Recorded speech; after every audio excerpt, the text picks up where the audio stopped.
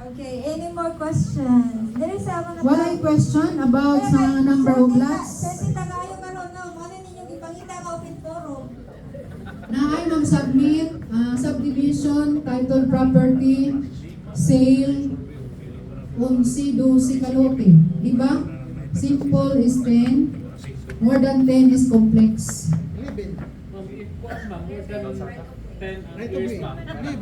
Kana is special case. Kung ang heirs nila, nagbahin sila, ibahin ti kalote, why problema? Kay mga heirs man. They are entitled.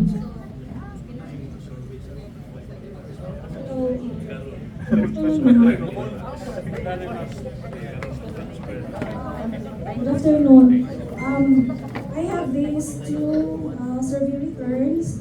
Medyo gawin na ma'am. And they settled in court judicial partition. Nag-explain ako sa usa ka verifier because the verifiers are always asking for the signatures of all the years. Diyan mo ito nga, na sa meron nga verifier, nag-explain ako nga kanang pakibasa sa decision o sa finality of judgment, sir, kay tuwa dito ang ilang binahinay sa decision sa court.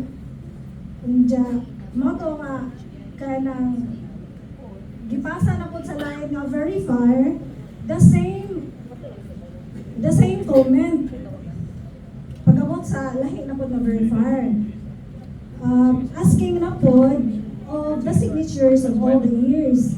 So yung po nga kaya ng judicial partition mo gini the winning so nag-explain na po nga judicial partition tungod kay wala lagi na sila magkasabot ma'am sa pagbinahinay ba, manghinabot sila sa korte. Dili man ni extrajudicial partition.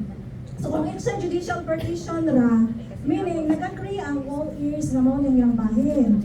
Tungod kay wala sa case sa hong duha ka SR, I think no need na of all the signatures of sa ears kay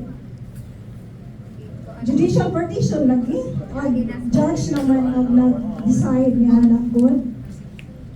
Andiyan sa malaaw kanang I just want to clarify ma'am nga kanang ang may difference between judicial partition and extrajudicial partition. So ang extrajudicial partition, all the heirs agree sa ilang sharing. So, and that is authorized by a lawyer. So, kung judicial partition, the heirs do not agree in regards to their individual share. So, makiabot sila sa korte. So, kung nanay decision sa court, nanay finality of judgment, so I think we have to abide the legal sharing of each year. So, mapirma nga tanan o diri mapirma nga tanan year sa plan. It is just okay kay na namang gunay decision sa korte. Decided na lang sa judge. Unja, natingara ko kay inakabot sa usa ka verifier kanong iba mga joke ka ng signature sa kanang years, matungin ko nga pakibasa sa decision o sa finality of judgment, sir. O dyan, last week, lately lang, last week, nanapoy comment, last week na na-receive na ako, nangita na po sa signature sa tanan nga years.